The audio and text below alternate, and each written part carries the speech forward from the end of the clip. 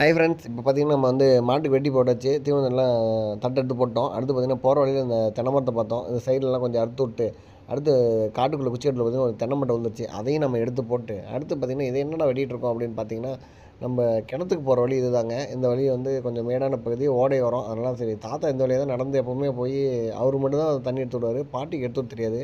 தாத்தா தடி ஊனிட்டு தான் நடந்து போவார். அவருக்கு வயசு ஆகிடுச்சு, கிட்டத்தட்ட 80 மேலே ஆகிடுச்சு. சரி அவர் போனால் இடிக்குன்னு சொல்லிட்டு அதை வெட்டிட்டு, இந்த மரம் பார்த்திங்கன்னா இது கொழிஞ்சி மரம். அதை வெட்டி போட்டு இது கொழிஞ்சி மரத்தை உங்களுக்காக காமிச்சேன். அடுத்து பார்த்திங்கன்னா கிணத்தோட அந்தாண்ட ஓடையோரம், கிணத்து பக்கத்தில் ஓடையோரமாக தாங்க நம்ம சவுண்டு செடி இருக்குது.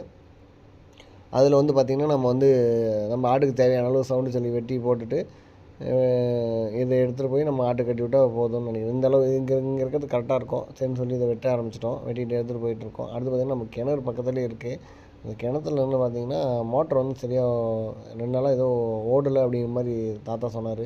சரி அது என்னென்னு பார்க்கலாம் அப்படின்ட்டு பார்த்தோம். டெஸ்ட்டு எடுத்துகிட்டு வந்துட்டோம். சரின்னு சொல்லிட்டு நானும் பார்த்தேன், ஒயரெல்லாம் பீஸ்லாம் எல்லாம் கரெக்டாக இருக்கா அப்படின்னு செக் பண்ணி பார்த்தேன்.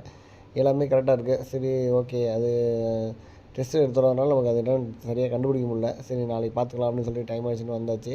ஆட்டுக்கெலாம் வந்து பார்த்திங்கன்னா தண்ணி காமிச்சிட்டு, அதுக்கு தேவையான அளவு சவுண்டு செடி எடுத்து கட்டிட்டு, கொஞ்சம் கொஞ்சம் கட்டிட்டு, ஏன்னா அது எல்லாத்தையும் ஒட்டுக்க கட்டிட்டாலும் அது வந்து ஒழுங்காக சாப்பிடாது. அதனால் கொஞ்சம் கொஞ்சம் கட்டிட்டு முடிச்சாச்சுங்க. பாய்.